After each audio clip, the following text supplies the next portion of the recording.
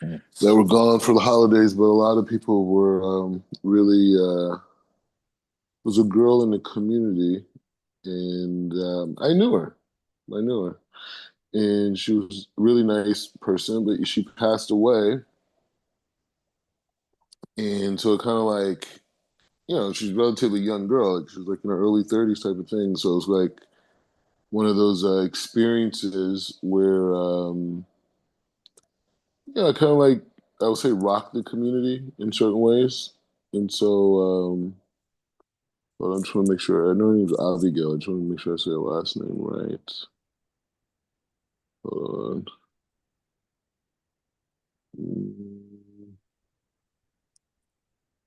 Hold on.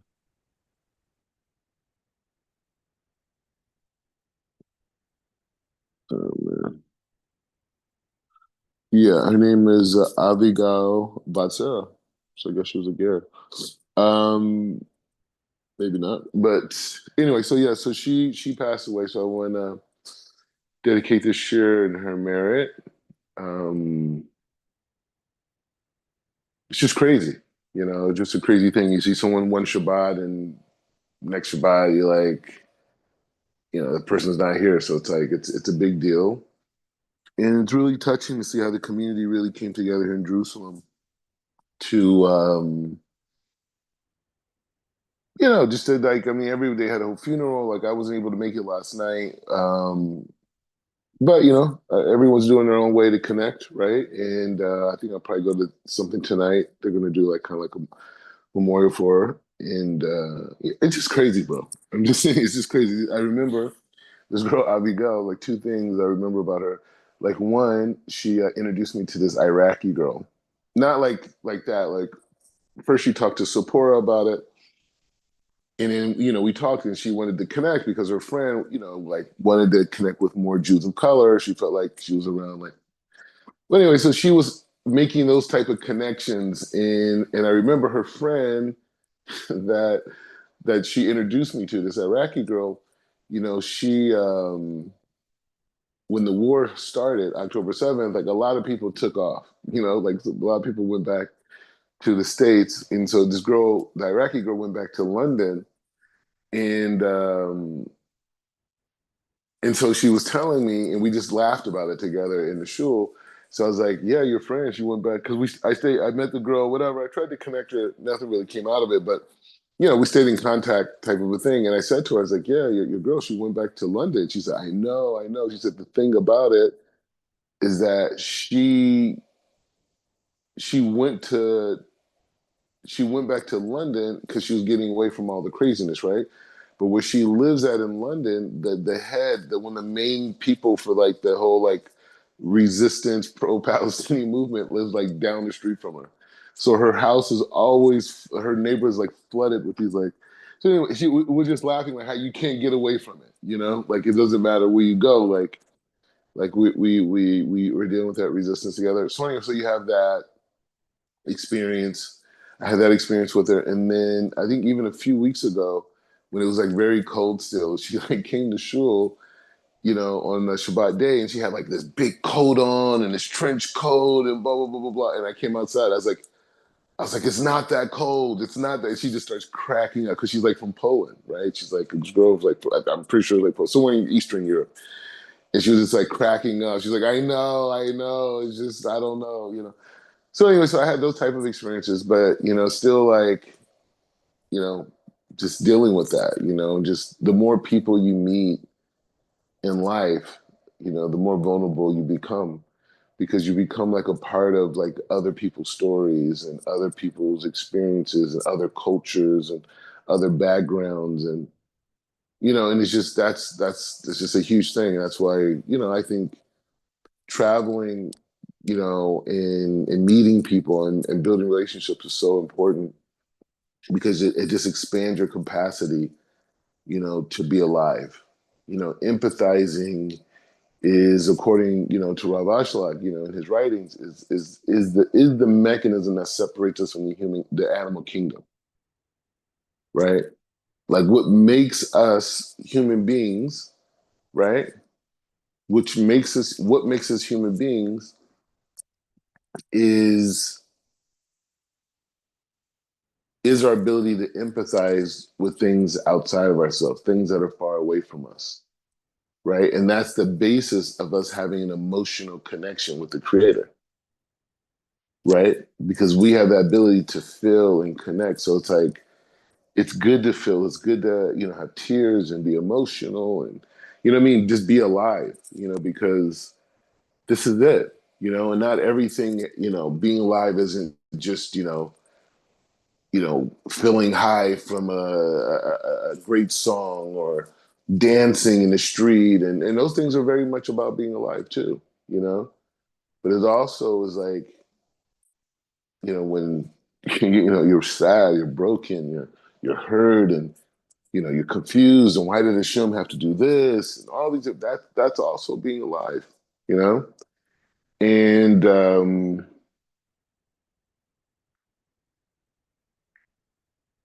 so, when people pass away, especially like people you're not necessarily even related to now as a Jew, you definitely feel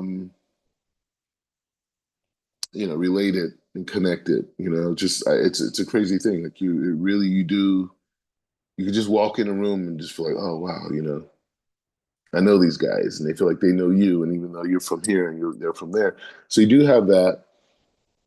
But it's also something about being in a different place and living in a different place and experiencing people in their life. But Jerusalem's a unique place because it's literally people from all over the world. It's like everybody comes to Jerusalem, everybody comes to Israel. Everyone, at least people are Christian, people are Muslim, people are atheists, people are spiritualists, people are all types of things. They come here and here, I think especially in this generation, there's so many young English speaking Jews that are here. You know what I mean? Like people just from America, from UK, from South Africa, different places, Morocco, whatever, and it's like we have social technology. So it's a very unique generation, right? And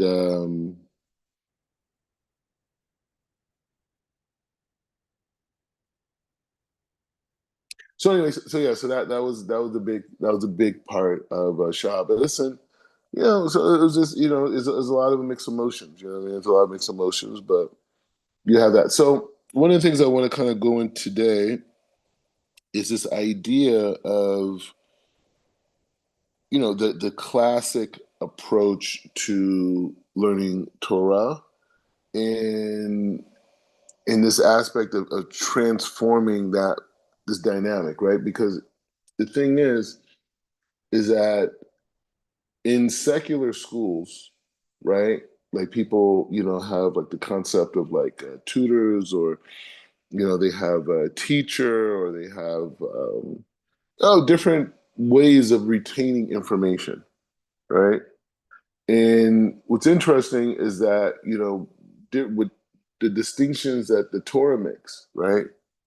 Some people say it's a mitzvah deraisa, some people say it's not necessarily. It says mitzvah rabbanim, but the blessing of the Torah, right? When we say the brachot in the morning that allow us to bless the Torah, I mean, when we bless that, when we make the blessing for the Torah, the sanctity of the Torah, and even there's, even when we open the Torah, there's certain brachot people have traditions to say, and the thing is, the question is why?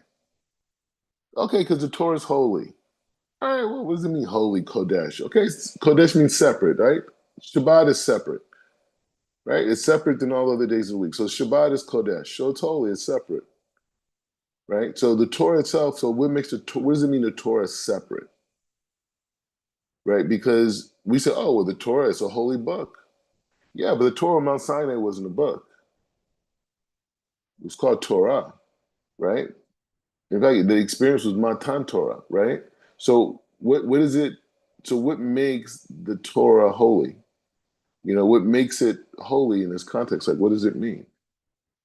Right? Because we live in a society today, like we live in a world where academia dominates the world, not spirituality, academia, right? Where everything's organized and classified, and there's a set of definitions on how we understand it, right? And so anyway, so the point is just saying that. So we have to contemplate this idea. What is the Torah one, right? Is it what happened on Mount Sinai, or is it what we have in our Chumash, right? And if we say the Torah is holy, okay, so what does it mean Torah? Like, is the Mishnah Torah? Is the Kabbalah like how vast the Midrashim? What is Torah? Right? Like, what does it mean, Torah? Like, what is this whole concept of Torah? And obviously, this is a big discussion, but the point I want to focus on is how does a person acquire the wisdom of the Torah? Right? First, we got to figure out what the Torah is, and that's a whole discussion. And I'm not going to do that today. I'm not going to just say like, what is the Torah? Right? But we know that the Torah itself that we have today is a coded document. We know that what our ancestors received on Mount Sinai came in twofold. One, it came through Lukot, tablets that were given directly by God to Moshe Rabbeinu. And those tablets never made it to the people. And then we know that after that, there was a time separation between the first and the second, and Moshe goes back up to Mount Sinai, and he's there for 40 days, right? Kind of like Noah's Ark, right? And he receives, or he writes down, or he dictates exactly the way he understands what God is saying. And then that was given, to the people. And then in that conversation, it was the beginning of writing certain books. So, some traditions hold Moshe wrote, Exodus and Bereshit then, and then the other books came. But the thing is like this. A lot of people don't understand, or they don't acknowledge the fact that everything that Moshe wrote down was not from his intellect. It was not from abstract form, right? He was just bringing the light, and the tablets were just a vessel, right? And so within that communication, there were a set of principles, right? And then later there was an actual manuscript. There was an actual manuscript that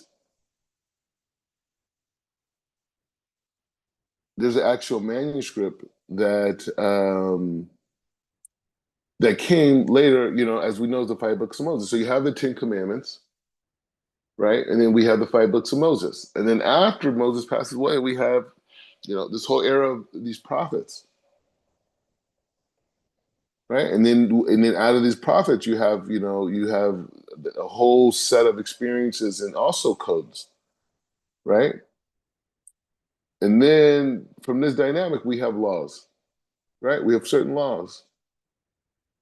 And the way that we apply those laws during the time of Moses versus the time of after Moses, during the times of the Tanakh, from the standpoint of us losing the temple temporarily and being in diaspora, the laws are applied differently. So what is the principles, how these laws are derived and understand? Then we have things like the Midrashim, right? Which are explanations, drashiot, explanations of, or commentaries on the words that are said and why they're said, right? And then also out of that we have halacha, and then as you know we have the Mishnah. It's a whole world, but the point of it is that they're all expansive expressions from a set of principles that were given on Mount Sinai and communicated to Moses and given to those generations. So that's the concept of the Torah, right? But the thing is, okay, fine. There's a lot of books, right? There's a lot of books. The Christians have books, Muslims have books, Republicans have books, Democrats have books, the United States has books, Great Britain has books, They have all these different laws and commentaries, very similar ideas, right? Narratives, historical narratives. So what makes the Torah like so special, right? What makes that this whole concept of the Torah so special, and how do I connect to it, in my life, and how do I obtain the wisdom of the Torah? Because so far we've been learning, like the path of the just, different Musar Safarim, and a lot of those things had to do with personal and character development, right? In the Ramchal specifically talks about achieving certain attributes like unconditional love, like patience, right? And so,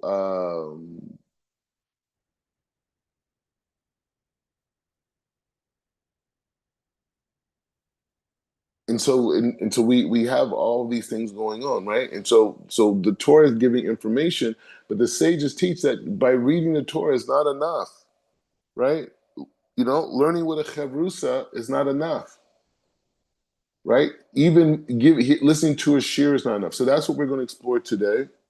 And I want to bring a rabbi because like I like to mix it up. But this was a share that actually I posted to my social media years and years ago, maybe like 5, 6 years ago. But it was a very this particular rabbi's name, Rabbi Zev Leff, and he's a big teacher in Jerusalem.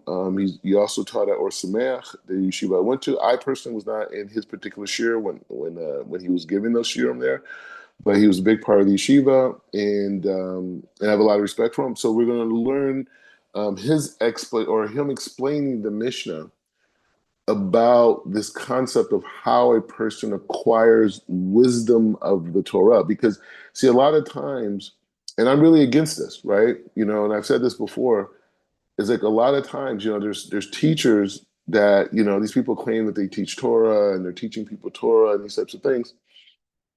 But the thing is, and where they fall short is that they're not following the Masorah, or maybe they don't know the Masorah. When I was in yeshiva, what we were taught is the basis of how to acquire wisdom through the Torah, and most of it had to do with teaching, right? And we're going to go into it and how a person has to have a certain kavana, intentions why they're learning. Because if you don't have that, you don't create this circular experiences with the Creator, and it just becomes intellectual. And so that's why sometimes you can see people who are very knowledgeable about Torah, right? And studied for so many years, but they don't encompass or embody the very things that they're talking about. And you say, well, how could you act that way? How could you be that way? Right? How could these concepts not be alive to you? It's because they were not taught the proper Masorah of how to learn Torah.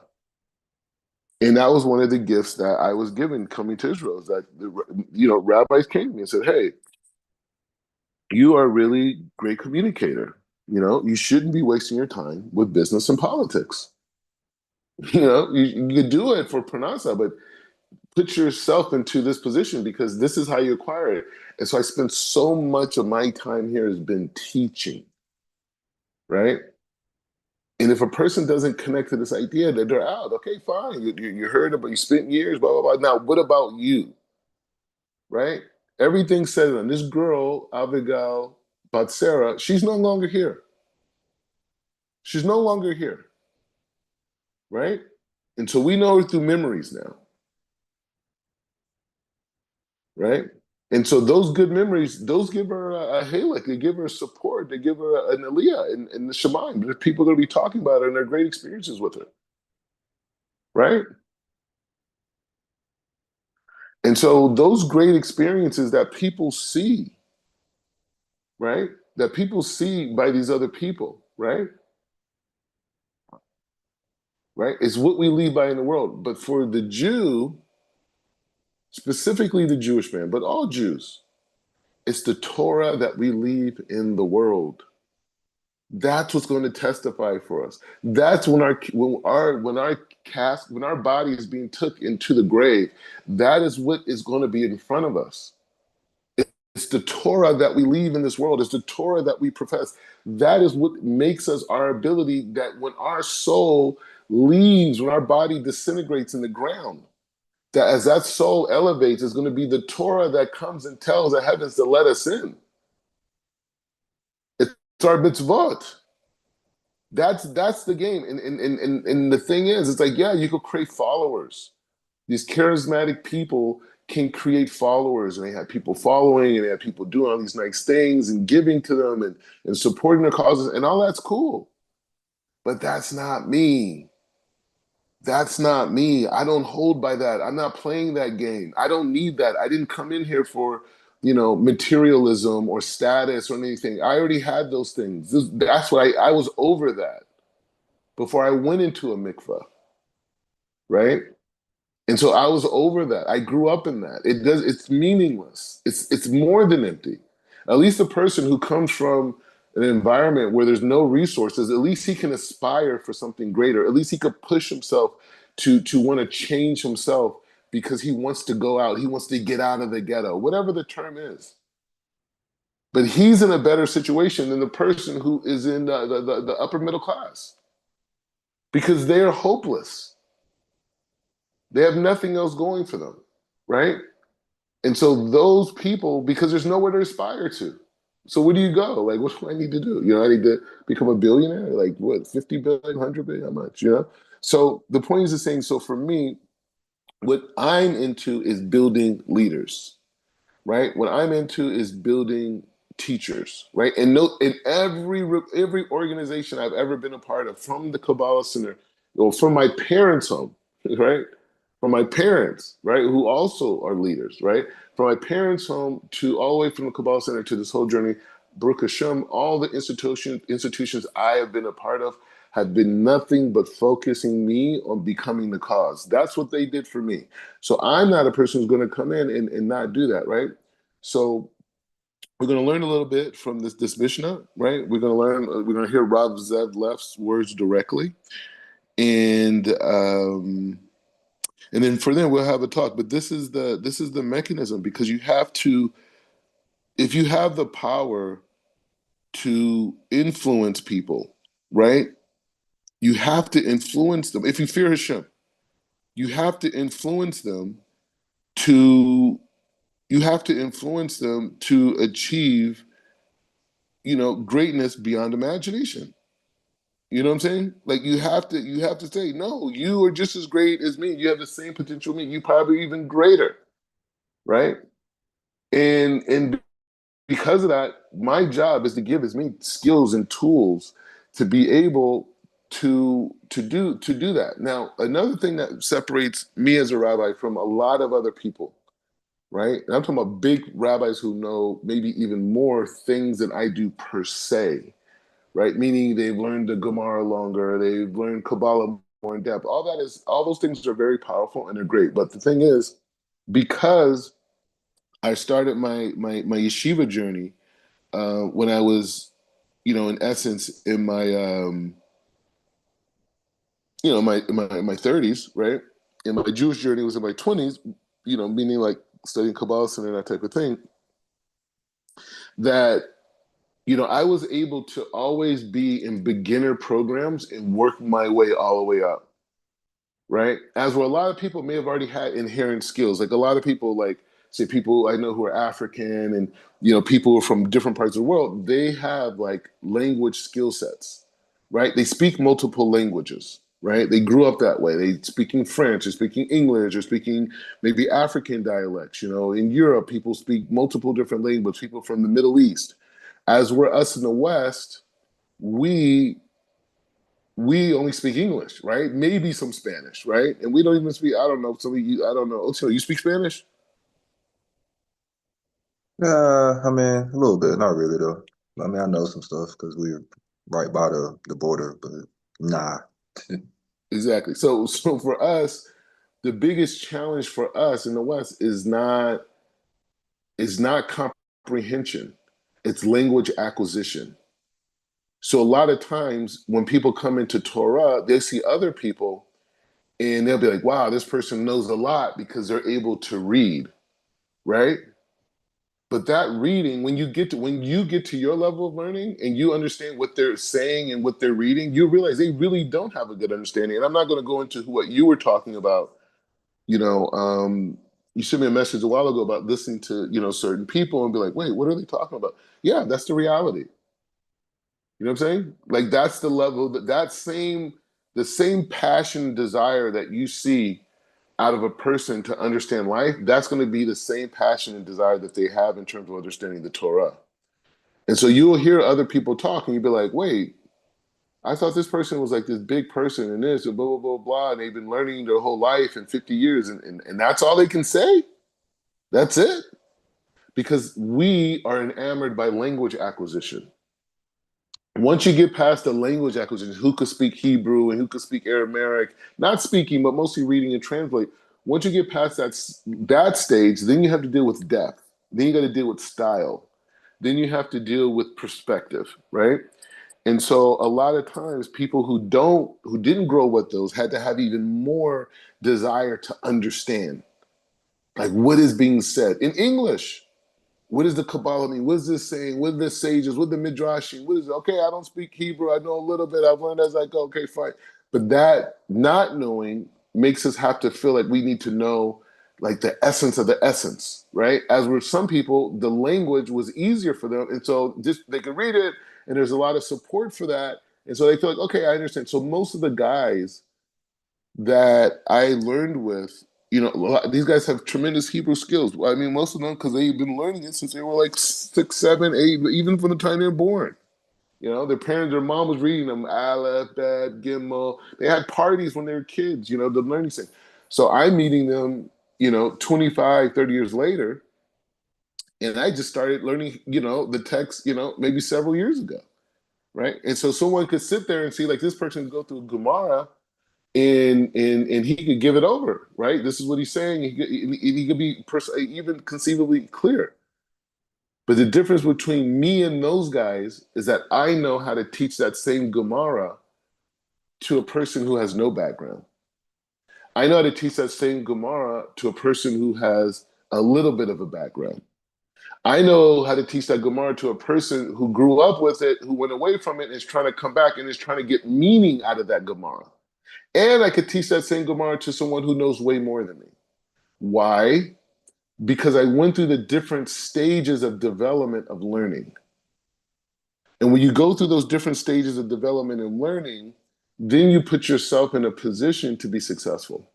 Then you can teach. So I could work with someone like yourself who has a basic understanding, but then I could teach a guy who was in Rabbi Pinchas's year, right?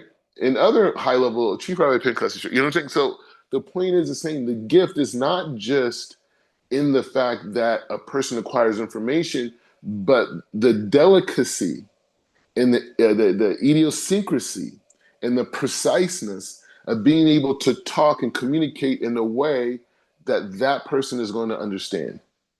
And that transformation of caring and connection and delivering, that dynamic is what part of the wisdom that's acquired. So anyway, so we're going to learn a little Rav Zev left. It's a lecture. Whoa.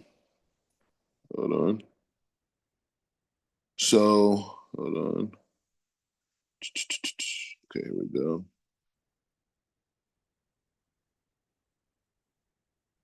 Yeah, but this guy's he's one of the he's a master in that particular space that he's coming from. Okay. You can see it? You're good? Yeah. Okay. Okay. We're going to now discuss some other commentaries. We basically finished explaining in great detail the Abarbanel with a few enhancements of my own. And now we're going to discuss some other commentaries on this Mishnah, just to refresh your memory on what the Mishnah says. Rabbi Chanina ben Tradian Omer, Shnayim sheyoshvin ve'ein beineim divrei Torah, two people who are sitting, and there's no Torah between them. Hareza moshav leitzim, it's a sitting of scoffers. Shene'emar v'moshav leitzim liyoshav. Aval Shnayim sheyoshvin ve'yesh beineim divrei Torah, two people are sitting, and they are sharing Torah with each other. Shechina b'neihem, God's presence rests amongst them. Shene'emar oz nidbaru yirei Hashem yishareyehu. Then the God-fearing people will speak one to the other. V'yakshev Hashem v'yishma, and God will pay attention to them. V'yikosev sefer zikaron lefanov liyirei Hashem l'choshesh v'no, and he'll write and keep it as a memory, remembrance for all times. Ein li al shnayim, maybe that's only if there are two people. Menayin shafilu echad sheyoshev va'osek v'Torah. How do you know that even one person who sits and busies himself with Torah, Shakadosh Baruch Hu kovei lo sachar, that God sets a reward for him? Shenemar yeshe boda v'yidom kinot lalav. Person sits alone, v'yidom, simply meaning, and he's quiet, or he's thinking, kinot lalav, God puts a reward on him. Okay. Yeah. The Mishnah is known for being very concise, very precise. But this seems very wordy. Here they talk about it, and here they don't. Yeah, okay. It's each part teaches me something different, which we'll get to. Okay, first of all, what are these people doing? Ein beineihem divrei Torah. So what are they doing? Okay, they quiet? Are they discussing other things? So Reb Chaim Volozhiner says that they're both learning, but ein beineihem divrei Torah. They're not sharing their Torah one with the other. And therefore it's a moshav leitzim. Why is it scoffers? Because there's obviously a reason why this one won't talk to the other one and the other one won't talk to him. Because they're mislotzates, they scoff at the other person. So two people who are sitting and they're learning Torah and they can't share it one with the other is a moshav leitzim. That's Reb Chaim Volozhiner. In addition to that, could be that Torah was meant, it's not just that these people are scoffing at each other and ignoring each other, which is the problem of bein adam lechaveiro, but could be a problem of bein adam lemakom. It's a blemish in the Torah itself, because we're going to have another Mishnah in Pirkei Avos later on that says the following: Halomed al menas lilmod, hamlomed al menas lalamed, maspikim biyado lilmod lalamed. Person who learns with the intention of teaching, so he is given the heavenly assistance to learn and to teach. Halomed al menas lasos, but a person who learns in order to do, he gets heavenly assistance, lilmod lalamed lishmor velasos. Now first you have to understand that Mishnah, even though we're going to get to it and discuss it again at some point. But lomed amanas lasos does not mean to learn to fulfill the mitzvahs, because the first person has to be learning for that purpose too. Because if the first person is only learning to teach, but he doesn't want to observe the Torah, then better he shouldn't learn. So really there are four levels, as the Mishnah itself says. There's lilmod, lelamed, lishmor, velasos. Lilmod means to learn for yourself. Lelamed means to teach others. Lishmor means to observe the Torah for yourself. And laasos means to make other people observe the Torah. The lishmor is not mentioned because it's taken for granted. Anybody who learns, whatever his intention is, and he doesn't intend to observe what he learns, it's better he shouldn't learn. So that's not even mentioned in the Mishnah because it's taken for granted. So the first person is learning to observe and to teach, but he's not able or not interested in taking it one step further and inspiring people to do. He'll teach them, and somebody else will take over after that. The second person is learning in order to observe and to teach and to make an impression and inspire the other person to actually do. That's the word la'asos. La'asos means to make other people do. And that is from the following pasuk in the Torah, it's clear that that's what it means. The Torah gives a special curse that says, Or asher lo yokim es divrei haTorah hazos la'asososa. Cursed is the person who does not observe the Torah, to do it, to make other people. A person has the ability to make other people keep the Torah, either through his influence, through his example, and he doesn't do that, gets a special klala. If you do it, you get a special bracha. So lasos means to make other people keep the Torah.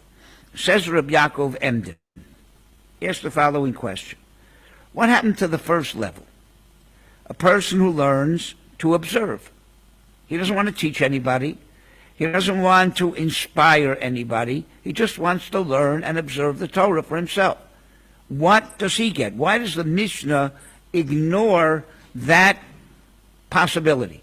It starts with halomed amanash lamed, person who learns to observe and to teach.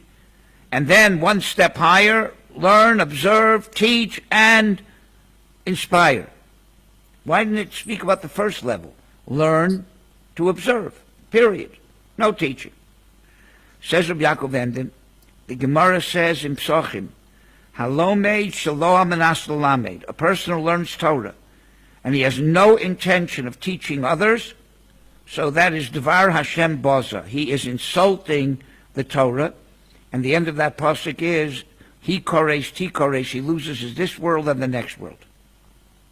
That does not mean that every person has to be a teacher in a classroom. It means that Torah is not the property of any individual.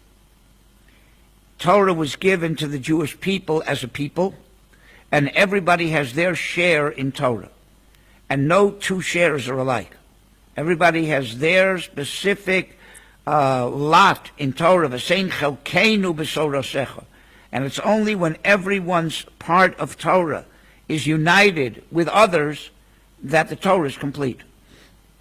So therefore, the minimum is to learn in order to share your Torah with others. It doesn't have to be in a classroom. It could be with your family. It could be with your neighbor. It could be with your children, your parents. But everyone has a responsibility at least to learn, observe, and share their Torah with others. There's a person who can inspire others to do. It's on a higher level. That's a higher thing. But at least the Torah that you learn, share with other people. Find an opportunity to share your Torah with others. Why is that called Dvar Hashem Boza? You're insulting the Torah. Because, first of all, you're not realizing what the Torah really is. You're minimizing the Torah. Because you think the Torah is just your portion. But you don't realize that everyone needs to share your portion and you have to share other people's portion. So you are making the Torah very narrow. But more than that, if a person really appreciates Torah, it's really important that he'd want to share it with others. Right? But if Torah is not so important, so he has other things to share with people rather than Torah, so that is insulting the Torah. So it could be, according to Reb Chaim Volozhiner, it's not only that two people are sitting, learning Torah on their own, and not sharing it one with the other. It's not only a problem that they are scoffing at each other, they're scoffing at the Torah too. Because they're not using the Torah to share, which, like we explained, is an affront. It's a disgrace to the Torah itself. Okay. It's also treating it like secular learning, right? Okay, that could be also. If I learn a course, it doesn't mean that everybody needs to learn it. It's my Right, okay. Also, I heard yesterday from Rabbi Shmuel Bloom that a person's responsibility in this world is not only to take care of himself, to perfect himself, but to perfect the entire world. And therefore a person who's learning Torah has a responsibility to share that Torah and spread it too. Not only because the Torah is made up of all these different parts, but because I have a responsibility to perfect you also. So at least let me teach you. So I'm disgracing the Torah, right, by making it private, personal, like you said, like it's a subject, right? But it's not something that is correcting and perfecting the world where I should share it with other people too. Okay. The Me'am Loe says that this only applies when the Torah was this idea that two people are sitting and they're not what's it called, sharing Torah with each other. The Ein Beineim Divrei Torah. Divrei Torah is spoken Torah. So then there's a motion of Leitzim. He says this only applied in the time when the Torah was oral, wasn't written down. So then if you don't discuss it with other people, so either it's going to be forgotten because you didn't enunciate it and share it and then we reviewed it, or they're not going to know this part of Torah. But if each one is sitting and studying a Sefer after the Torah Shebaal Peh was allowed to be written down, then they don't have to share their Torah one with the other. Each one has his book, and he can get the same thing without hearing it from the other person. So when the Torah was written down, this is basically meant, he says, for when the Torah was oral, and then it's extremely important for people to share their Torah because maybe I didn't hear what you heard and maybe you didn't hear what I heard. Okay. That's the next Mishnah, which speaks about three people who are eating at a table, and here we're not talking about eating, we're talking about just they're sitting around, learning, but not discussing Torah. Okay, so we have first the Reb Chaim Volozhiner, that they're learning Torah, they're just not discussing it. And then we have the Me'am Loe, similarly the same thing. They are learning Torah, but not discussing it, but he limits that to when the Torah was totally oral and not written down. If it's written down, then there's not such a great importance of sharing one with the other, because you can just open a book and get it yourself. Okay. Okay, I wanted to say, even though this is a little early for next year, it says by the students of Rabbi Akiva, who died in a plague, 24,000 of them. So we know the reason is because lo nohagu kavod zeh b'zeh. They didn't treat each other with the proper respect. That's usually how it's translated. But there are two other sources for the reason of the demise of Rabbi Akiva's students. One is she'eineihem hayotzara b'torasam. They were very narrow-minded when it comes to their Torah, or not narrow-minded. They were selfish. Eineihem tzara b'torah. They were selfish with their Torah. And another medrash says that Rabbi Akiva, when he had 5 students left, those are the ones that he was successful with in his later years, after the first 24,000 that he amassed when he was young died, he told them, don't be like my first students who didn't go and fill the land of Israel with Torah, but you go and fill the Eretz Yisrael with Torah. So we have 3 different approaches to what was their sin, but if you think about it, they're all the same. They basically are the same idea. And that is the following. Talmidei Rabbi Akiva had a very selfish view of their Torah, meaning they didn't want to share it one with the other. And that can be the meaning of the words, lo nohagu kavod zeh b'zeh. The Gemara says, ein kavod el Torah. It's a Mishnah later on in Pirkei Avos, the 6th parak. Kavod refers to Torah. Okay? So now we substitute the word Torah for the word kavod. Lo nohagu Torah zeh b'zeh. They didn't share their Torah, which is exactly what the other source says, eineihem tzara b'torasam. They were selfish with their Torah. And that's exactly what the third source says. They didn't go and fill Eretz Yisrael and spread their Torah to the whole of the land of Israel. So it comes out that all the 3 sources point to the same idea. The problem with Talmidei Rabbi Akiva is they didn't share their Torah one with the other. They didn't spread it to the rest of Klal Yisrael. They were very selfish with their Torah. Therefore, you see, this idea that people who do not share their Torah, do not spread Torah, have Torah, right, is something very, very negative. And since they couldn't fulfill their their mission of spreading Torah, so they were taken out of this world. Yes. Yeah, that's the simple meaning of it. That they didn't respect each other. It doesn't say they disrespected. They didn't have the full measure of respect they should have had. But what I'm saying is, there's two other sources that seem to say the sin was something else, had to do with spreading their Torah and being selfish with their Torah. So therefore, it seems that you can learn lo nohagu kavod zeh b'zeh, not to mean they didn't act with kavod to each other, but they didn't what?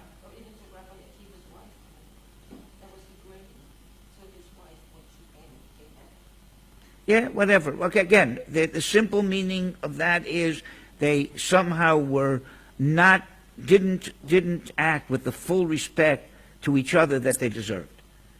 But I'm telling you that since there's two other sources to what their sin was, and it had nothing to do with that, it had to do more with their sharing their Torah or not, it's possible to learn that first one in a completely different way. Lo nohagu kavod zeh b'zeh does not mean they didn't respect each other. It means they did not take the kavod, which is Torah, ein kavod el Torah, and they didn't share their Torah one with the other. And then that is exactly what the other two sources say too. So, yeah. I once heard that, how can you think that the students of Rabbi Akiva did that? And the answer was, because they remembered before the Qurban.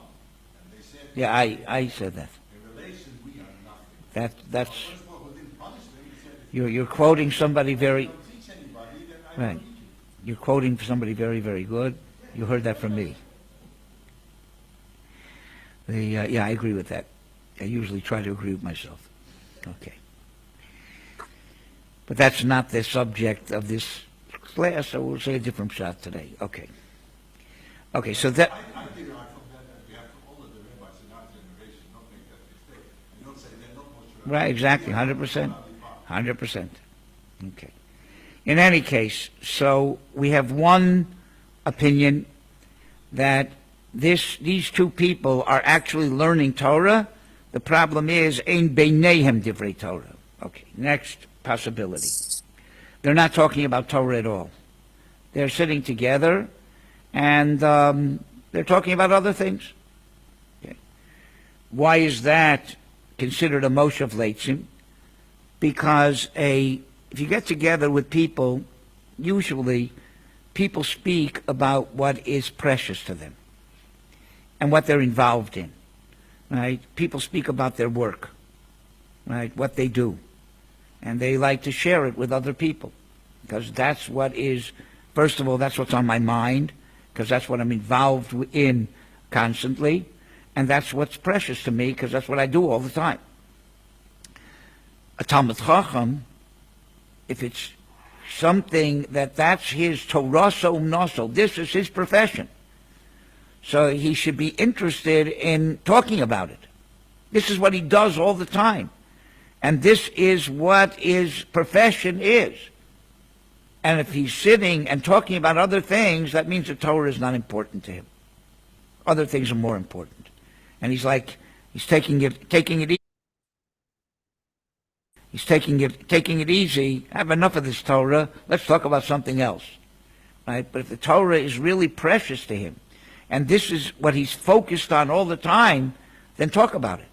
So according to this opinion, right, it's not talking about people who are actually learning, just the opposite. It's talking about people who are sitting and they're not learning Torah or speaking about Torah at all, right, and they are people who know Torah. So if you know the Torah and you're involved in the Torah, why aren't you talking about it? Must be, it's not important to you. That's a moshav leitzim. The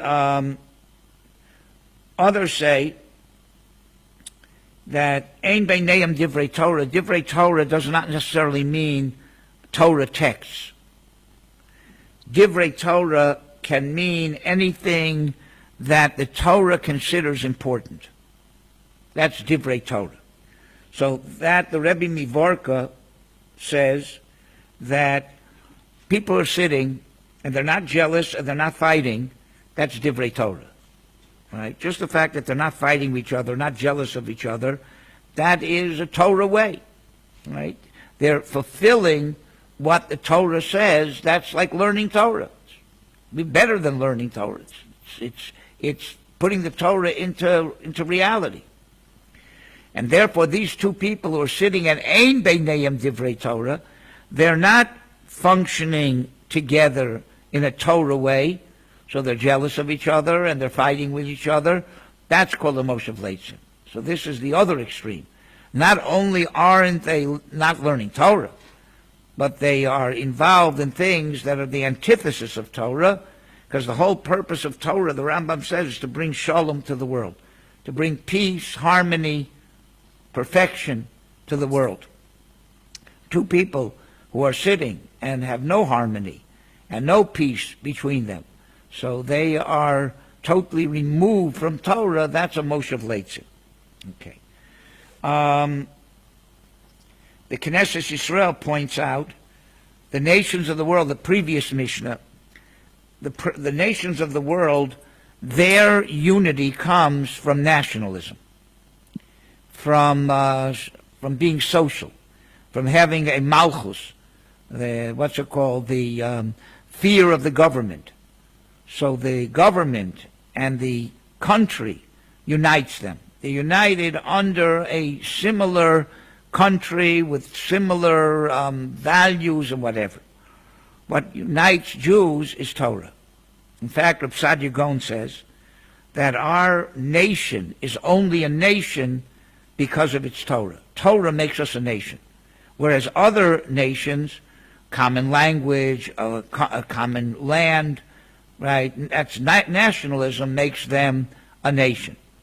And that is why most of the Gedolei Yisrael opposed secular Zionism at its inception, because secular Zionism said that which defines a Jew is nationalism. Right? They wrote, a person who is a patriot to the Jewish state, which didn't exist when they wrote this was a dream. A person who's patriotic to the Jewish state is a good Jew, no matter if he's a Christian, a Hindu, or born Jewish. Doesn't make a difference what your religion is or what you practice. It depends if you're a patriot to the Jewish state, because Judaism is defined by nationalism. And that is apikorsis, because the Torah view is that Judaism is defined by Torah. The Torah defines a Jew, and therefore, yes, you can be a Christian and convert and accept the Torah, and you become a full-fledged Jew.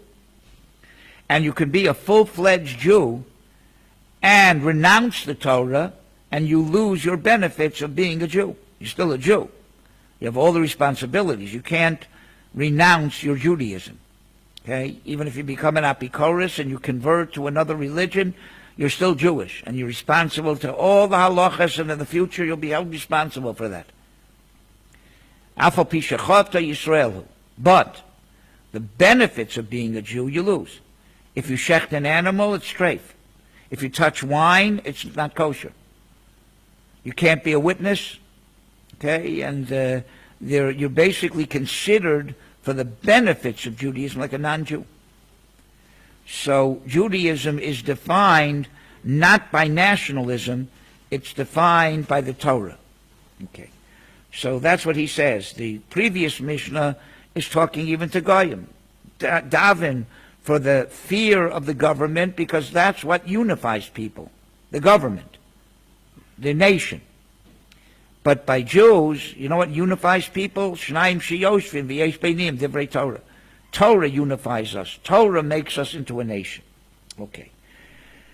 That the Knesset Yisrael says. The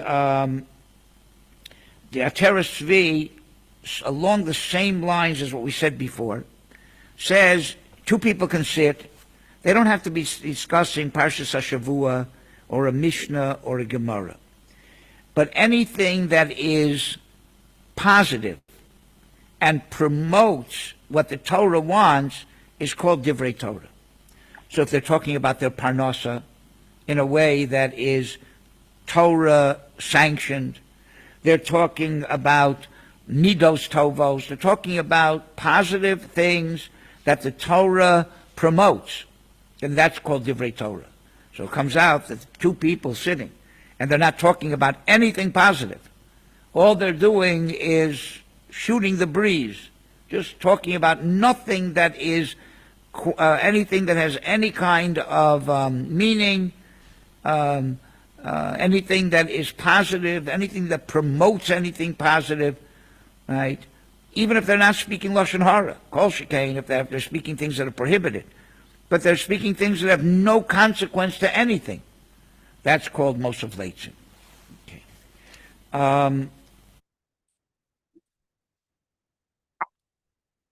I think we could stop here. It goes a little bit more into it, but I think we got the base from it. So this is what we will be. This would in this frame of the discussion, we would call this like the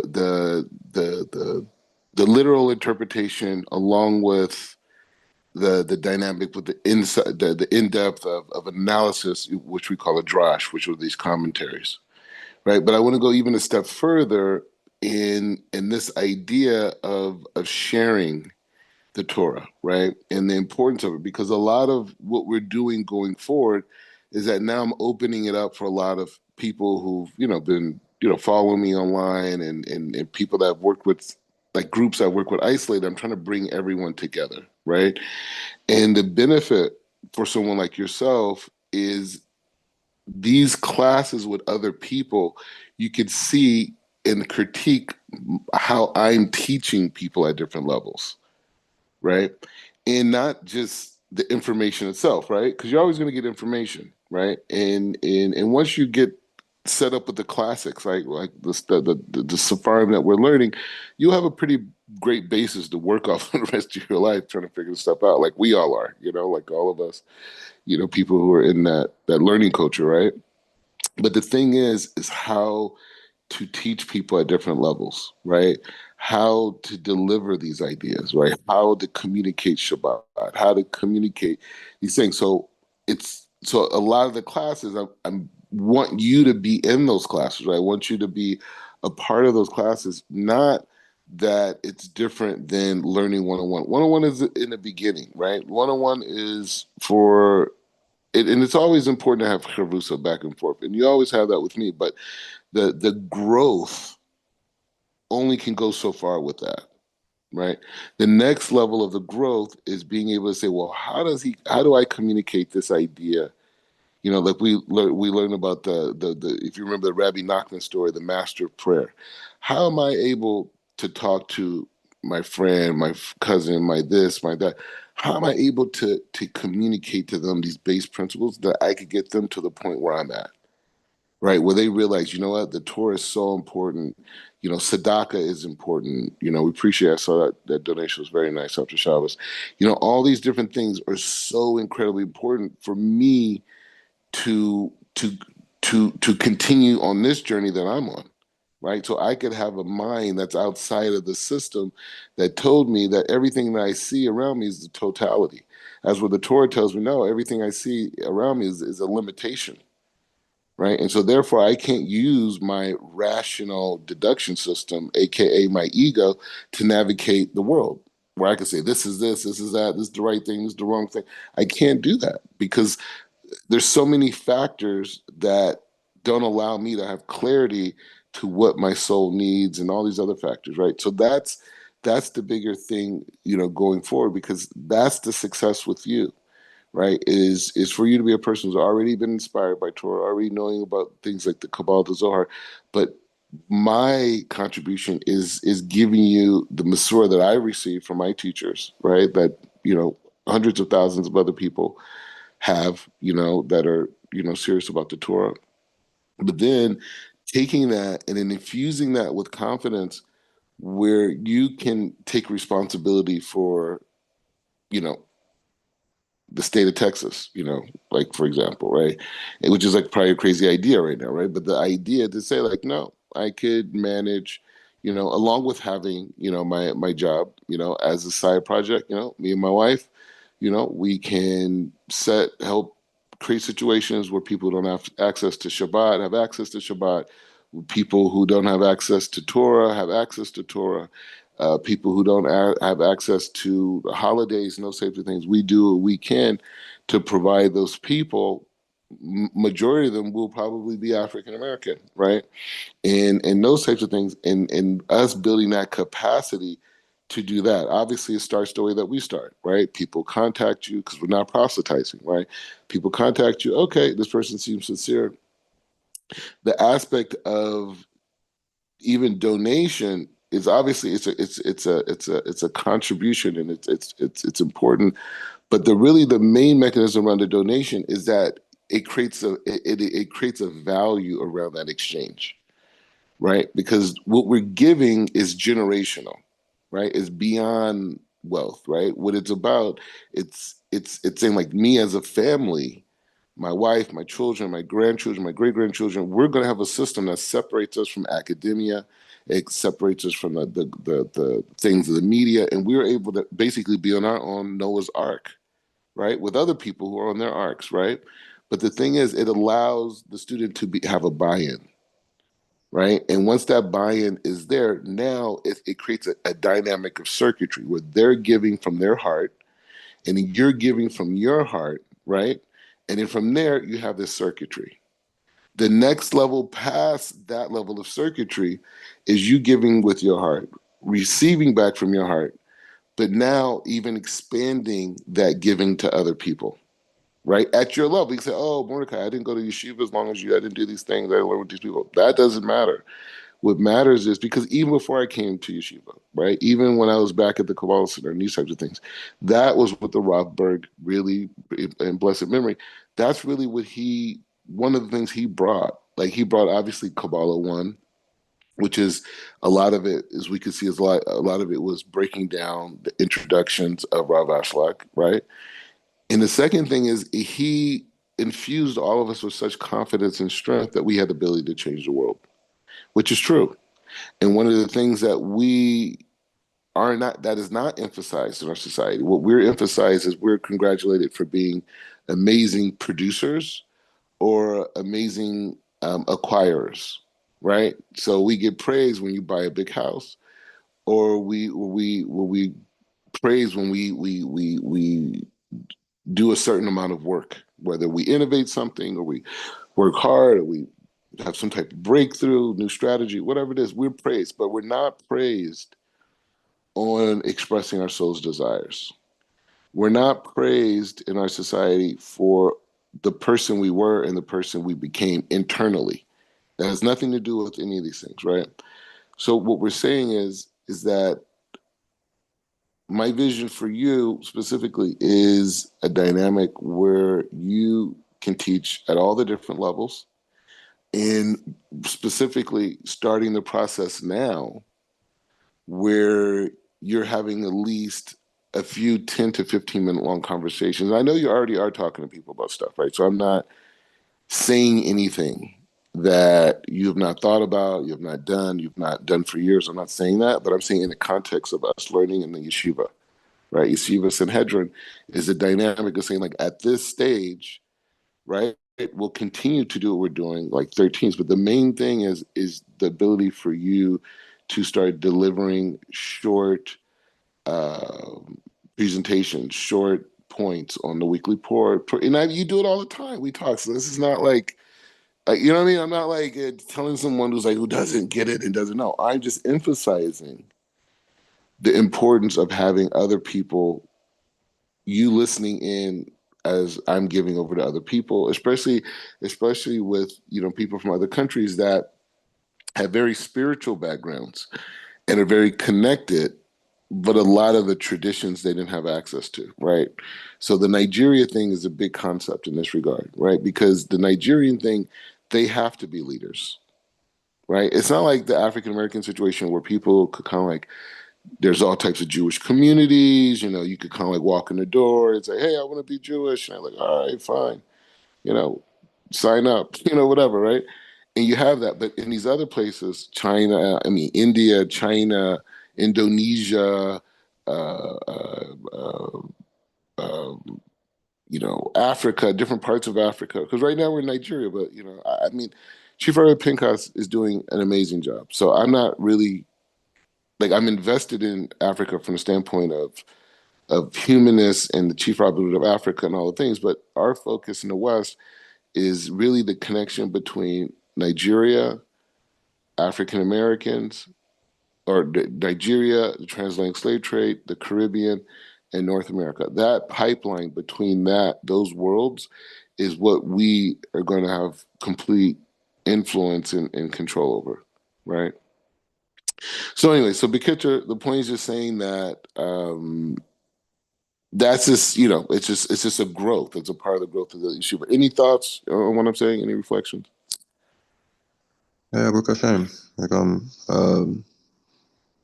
was thinking when we was listening to the shir, just some points, and now try to connect them a little bit, like how powerful it is for us to share our Torah.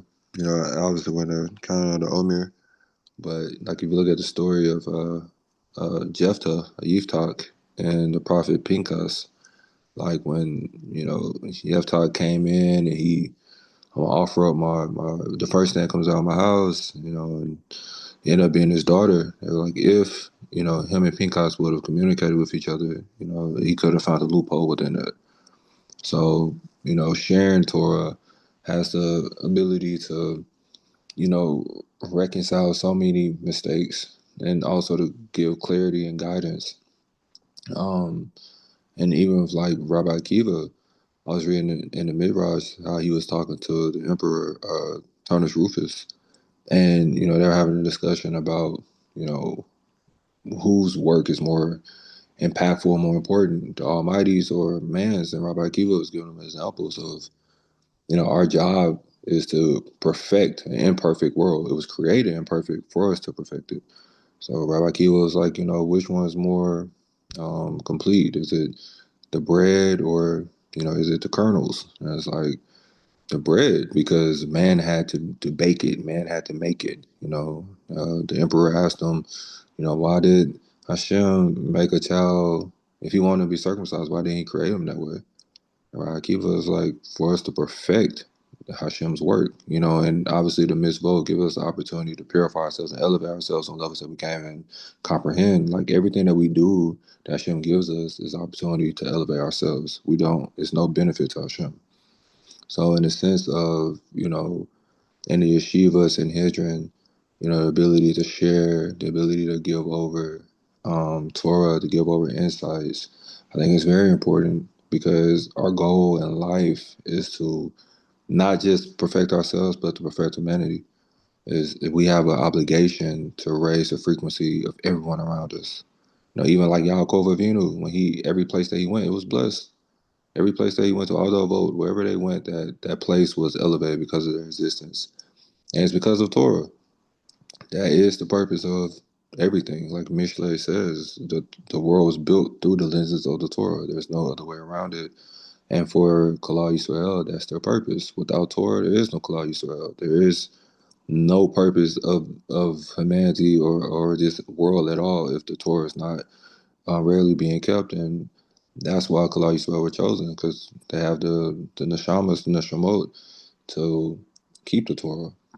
So, everything that you're saying, I'm in agreement with.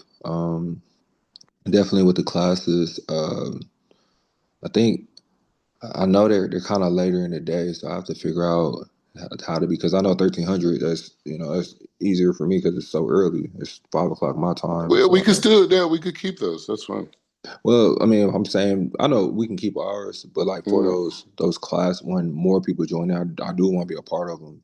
yeah, So I have and to. I need those people, and I want them to know you too, Mm, because we've been. I mean, I've been learning with you the longest. You know what I'm mm, saying? And mm, so it's just like you giving points and because you say a lot of. I mean, everything you say is brilliant and is deep. But people need to hear that. They hear these perceptions like, wow, this, because you'll see like newer people are coming into this year, and the ideas that we learn are very high level. You know what I'm saying? And so when other people come in, they never even knew this type of Torah even existed, right? And so when they hear it from you and you learning and other people that have been learning with us, when they hear that, they're going to be looking at like, oh, okay, that's a level I need to get to. It's not just this rabbi. It's like everyone who's learning with them is holding. I mean, they all have their own journeys and other teachers that help build where they're at. But it's still like that idea of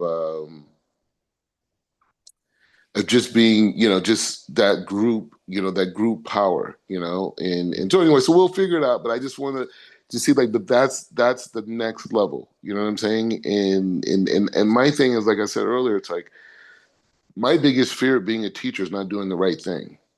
You know what I'm saying? Because it's like this is this is God looking at you. You know what I'm saying? It's not like, you're at work and, maybe someone, does something that's, they deal with a client a certain way. This ain't that. This is a testimony for my life, everything that I want to become, everything that I've aspired to become. So I have to deal with this and students and situations and people giving donation, all these things. I have to deal with a certain way because I could be viciously judged, that is not even worth it. Why even get involved in this if you're going to put yourself in a situation to be judged in these levels, right? So for me, it's very important to empower the people who believe in me and support it, right? And make sure that no matter what, that they got at least what I learned. You know what I'm saying? In terms of structure, that I could be a rabbi, that I can teach, that I can learn, that I can help people, that I'm part of the solution, for changing the world and all these different types of things. I have those abilities. I have those abilities. And so, from that perspective, that person is in a position and their children and their neighbors or whatever be successful. And then I could stand in front of Hashem after 120 and just be like, hey, I did my job. You know what I mean? I did right? You know what I mean? Versus some of these other guys, bro. I'm telling you, I've heard all types of stories from people. These people call themselves rabbis and this, and they have these movements, and they're dark, man. Like, and for me, this is service, right? So, anyways, so that being said, so that is my focus, is to build teachers, to build rabbis, to go and take control of their communities and remove pain and suffering. The same message that Rob Ashlock had, the same message that Rabbi Brandwein, Rabbi Berg had, the same message that Chief Rabbi Pinchas has, and all of his Rabbanim, and all the things I've learned from him, and all of his teachers and sages. This is about removing chaos from humanity, right? And all the learnings that I learned in different yeshivas that I attended, were the building blocks to understand that message as is written inside of our text and that whole thing. Anyways, I'll send you another link. I think in an hour I have another class with the people in India, but it's the weekly Parsha. So we can continue that. And then there'll probably be two more this evening. So anyways, I got four today. But anyways, today we'll be able to touch four continents or five continents and I think 7 or 8 different cities. So that's pretty exciting. Um, Oh.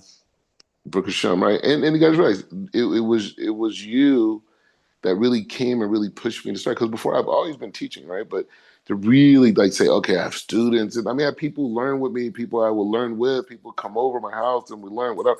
Have little things, but the point is of making it into a thing, right? So, anyways, the kids are. We'll just continue on, but yeah, I'll send you a link if you're available. Even if you're just listening in, you don't have to speak on everyone, but just the styles, because right now we just learned what you call hashkafa, right, which is outlook. The next class I'm giving is actually on specifically the parsha, and I'm making it easy on myself by bringing Rabbi Jonathan Sachs and his leadership thing, because you're not going to lose with that. You know what I'm saying? Like that's going to be a home run all the time. Then later on, I have another class, which is again, I'm gonna like bring back a lot of the Kabbalistic stuff, type of thing. A lot, we're going back into Rav Ashlag, preparation for the Zohar. And then later this evening, there may be an introduction class in Nigeria into Shabbat, introducing the idea, like in terms of the how to see it and how to start this process, which will probably be like a several part series. But those types of things. But the point is, these are all different styles. These are all different aspects of the Torah, and it requires different, preparations, of course. But also the people who because I'm not giving the same class to the same people. I'm giving it to different people with different backgrounds and different outlooks and these different things. So anyway, it's exciting. It's service of God. It's work. But I'm very thankful to have the work, and I just want to reiterate certain things. So, any last points before we leave? No, Baruch Hashem. Got another Bezrat Hashem, another week of learning. Great week of Amen. learning ahead of us. So Baruch Hashem continue to give you strength and clarity, Rav. Because you're doing amazing work. You know, you're elevating humanity, Rav, is big things, you know. You're very humble, but you know, what you're doing is major. So Baruch Hashem. Amen, amen. I appreciate that. And everything that, all the mitzvahs that I'm doing, you know, because of all your sort, you and your family are part of it. And even your ancestors and everyone related to you in the heavens are all receiving from all these knockouts and all the positivity that come. That's the power of tzedakah. Baruch atah Adonai leolam.